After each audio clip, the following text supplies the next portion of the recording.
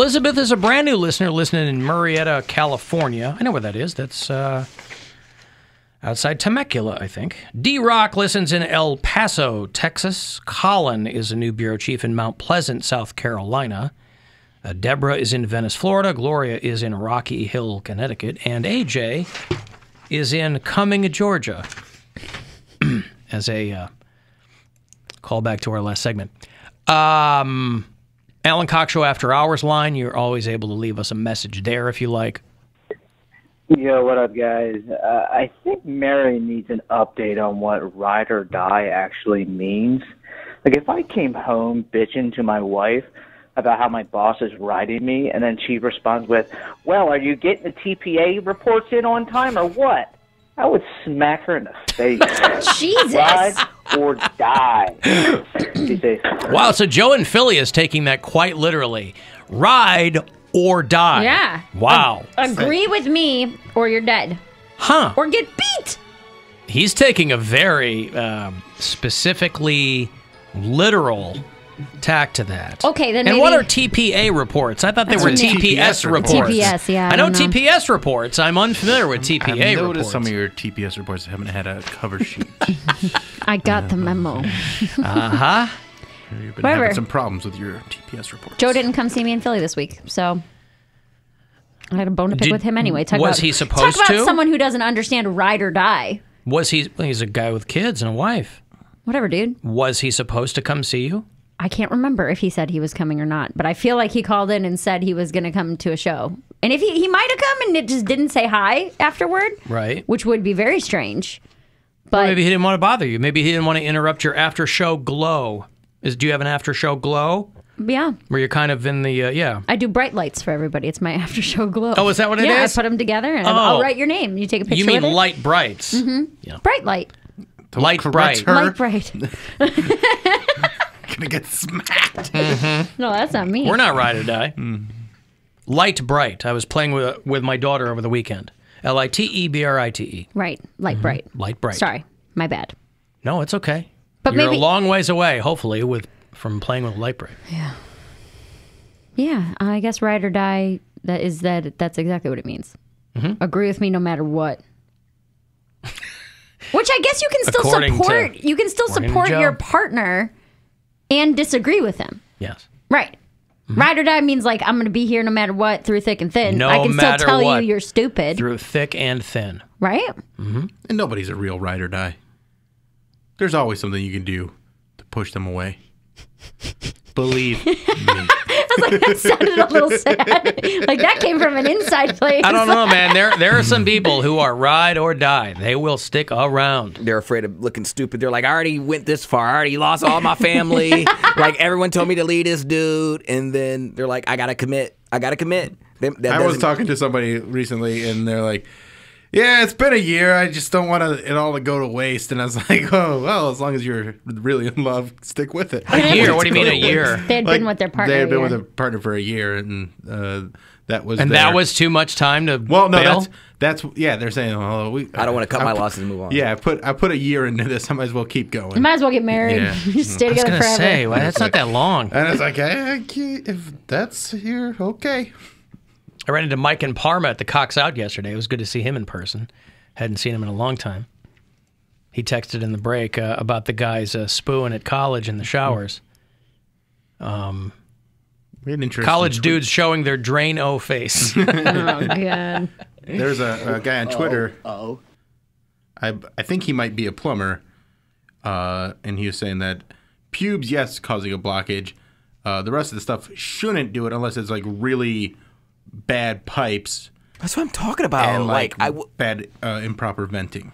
Well, I don't imagine. They're not building brand new colleges. So these places, universities have been around for a long time. You ever see the sign, established in 1861? But your stuff has to be thick. Like, I don't know what these college students are eating to make it. I always thought no, that was an urban legend, quite frankly. But you would all I'm saying is we would get those letters just like all these other places. But I was like, that doesn't sound. But why would they send them out otherwise? They got other things to concern themselves with. They're not going to send out fake letters for a non-existent problem. I think a lot of college students, like a lot of hoes, would be dead if that was the case. So I don't think... Because colleges are old. They got old pipes.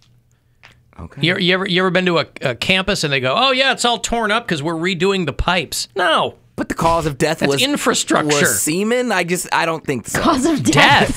Who said death? The death of the pipes. Yeah, like our sewer no. system went down. Imagine that making the news. Like all of a sudden, it just started raining a bunch of stuff. I don't think it's ever destroyed a pipe system, but they're like, look, this can cause problems. It's hard for me to believe that it would be that. It I'm has to be just saying there's a no reason. combination. I can't imagine they would send out, all these universities would send out memos Yeah. to their male-centric dormitories for no reason. But dudes throw anything in like a drain. They think it's a garbage can. They're like, oh, I can just poop in here. I can put out my cigarette butt in here. Like, I wonder how many guys are waffle stomping in college. that's what, I'm sure there are some drunk people. Who's smoking a cigarette in the shower? Poundcake. Plenty of people will smoke a cigarette in the You just finished shower. cranking one out. You want a little cigarette to Calm down, calm down yeah. a bit. You stick it right outside. Stick it You're right drinking outside. shower beers and smoking cigarettes. I do like the idea of a plumber showing up with a death certificate for the pipes. It was like cause of death, semen. Semen. Yeah. Whatever. Silly. Alan walked into work yesterday, my day off, and a coworker had downloaded the iHeartRadio app and was listening to Friday's show, and I wasn't even there. Keep up the good work. Yeah, we've got I can't speak for Bill, but we've got a bit of recalibration to do this week now that Poundcake is back and Corey Roddick is gone. Corey was kind enough to sit in for Poundcake last week, and it was a delight. It was He's very great. fun. And it was so very fun. it was a lot of fun. But there's obviously there's a different consistency. There's a different energy level between Poundcake and Corey. Slight. Corey listens to the show like while it's happening.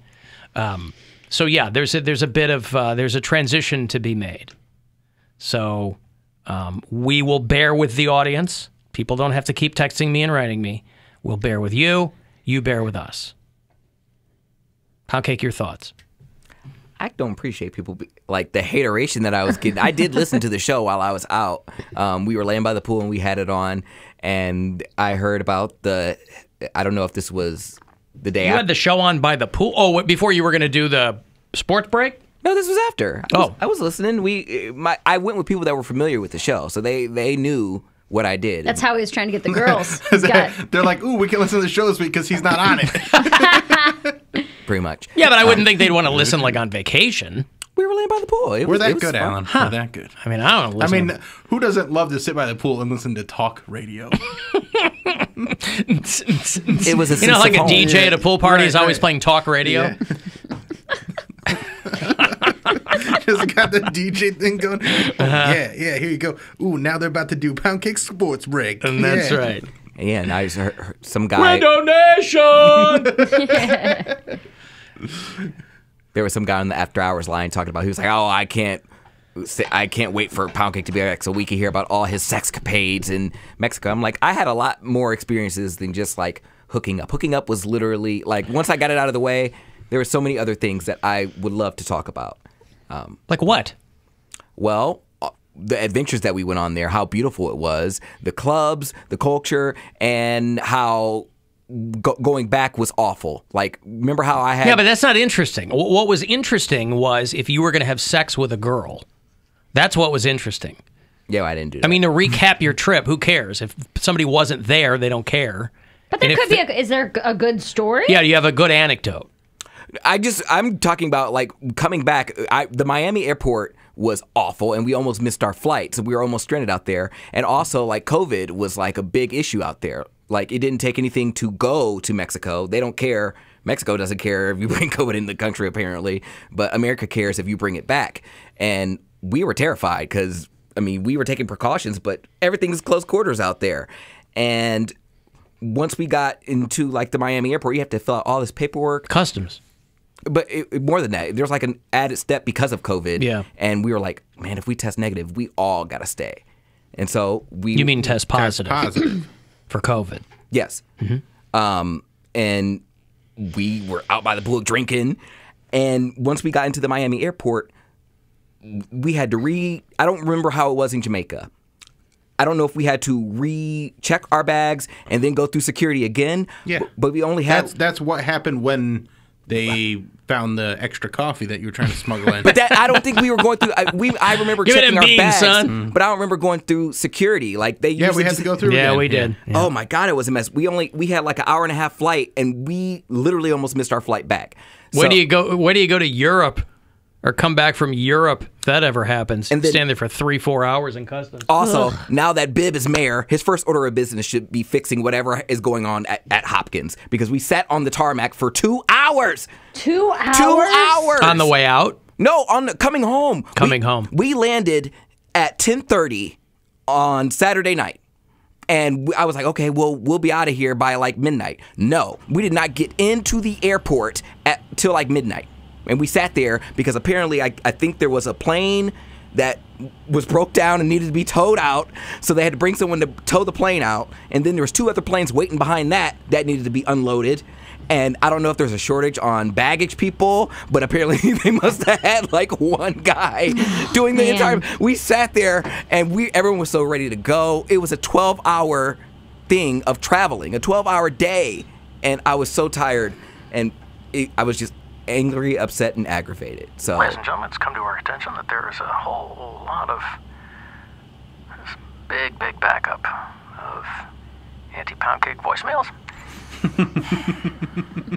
So we're just going to stay here a little bit longer so he can get himself mentally prepared to hear of all the anti-gay sentiment from gay men, strangely enough. So just sit back and enjoy your time here on the tarmac. I want to die. There is a gay against Poundcake movement. We'll call it the Gaps. And I don't know where it's coming from, but you heard that call last week. I got a bunch of calls over the weekend. They loved Corey, and they were like, don't bring Poundcake back.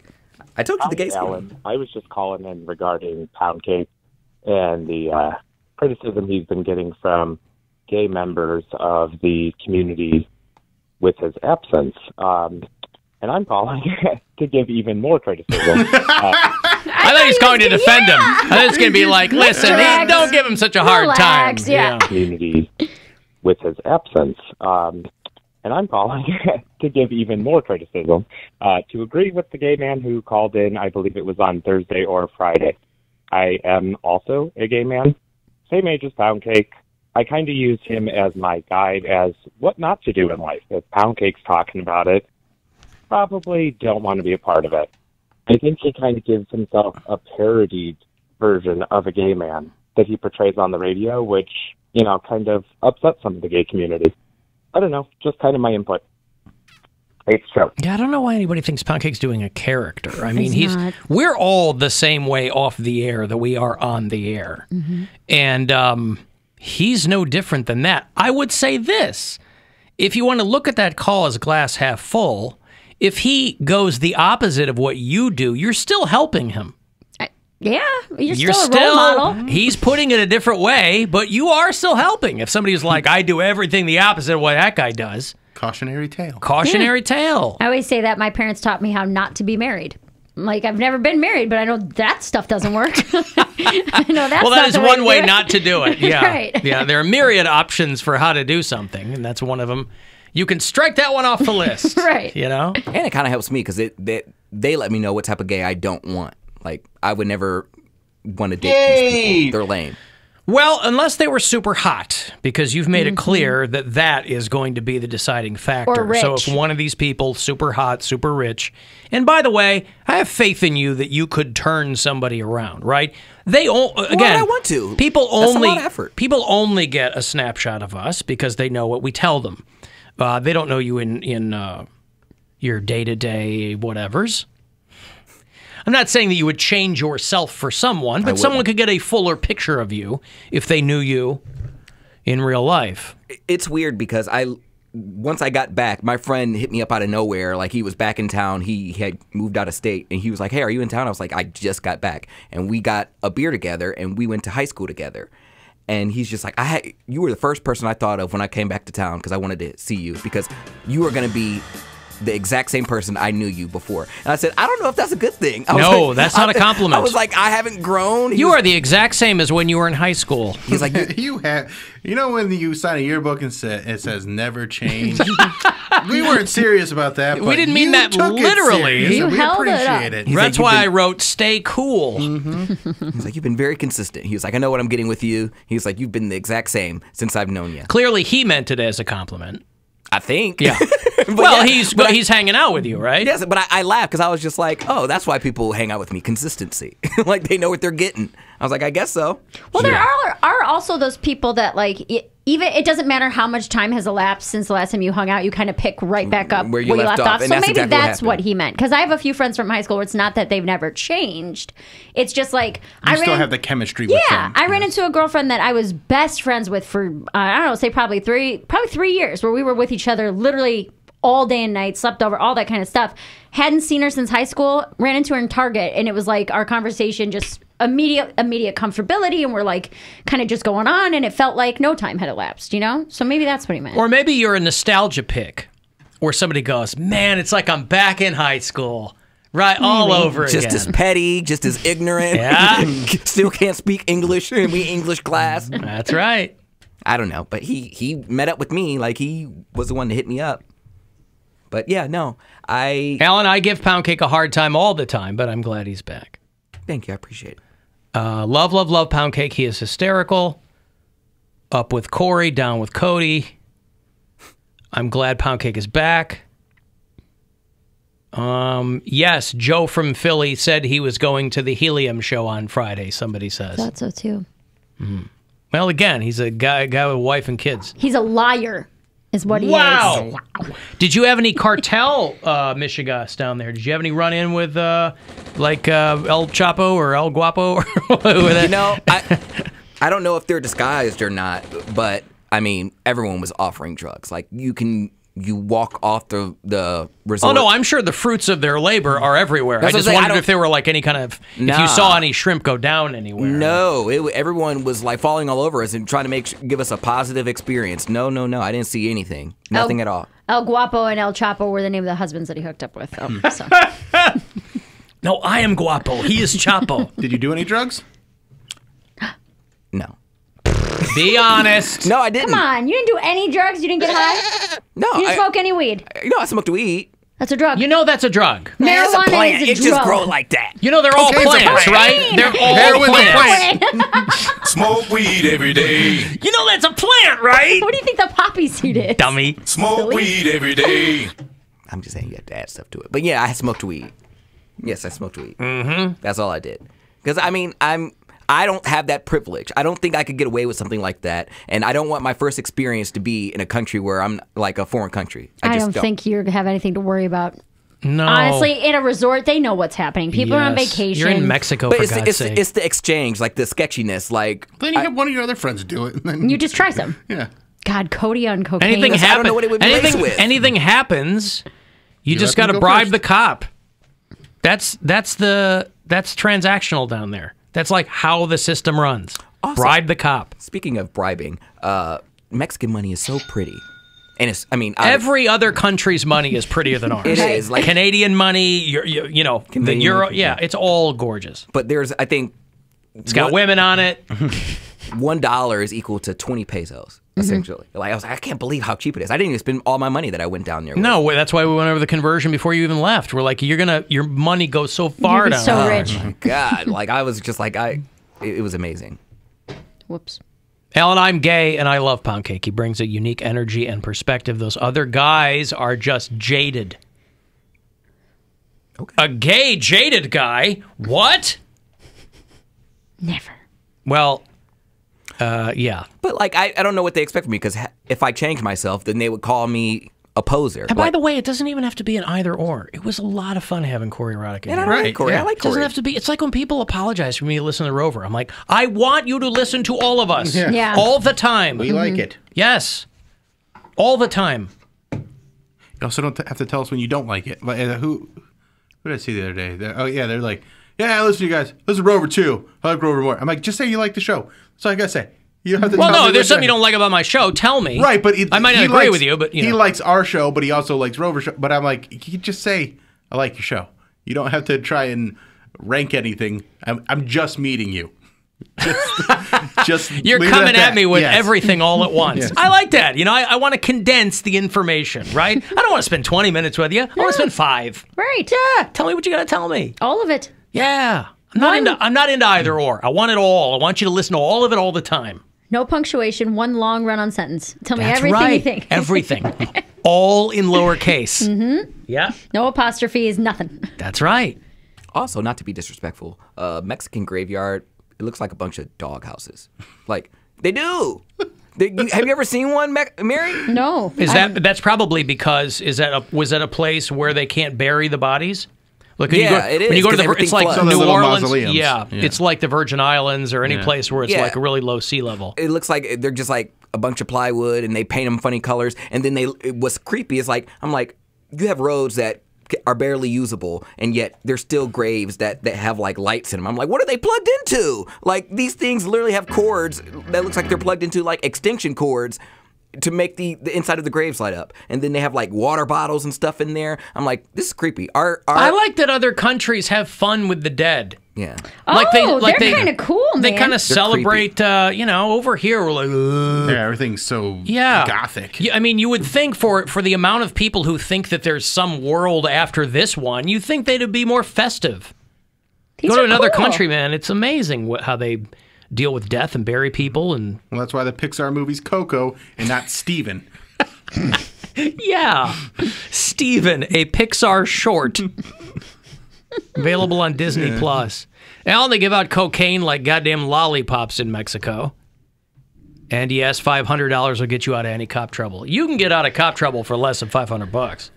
But he's talking about Annie. Like he's been in some deep trouble, and he's like, "Here's $500." Like, Yeah, I Got guess it. the rest of so. your vacation. Yeah, literally, the moment I step out there, everyone was like patting their nose. I'm like, you got itch, bro? Oh, I'm sorry. Is that allergies? I have Allegra. Is that? I guess we didn't get any souvenirs. They crush up the Allegra. Let me take a break. I will have $50 to Legacy Village to get your shopping kick started for you over there on the east side. And if you want to get a text in for anything, 35192, and we'll be back. It's the Alan Cox Show. On our free iHeartRadio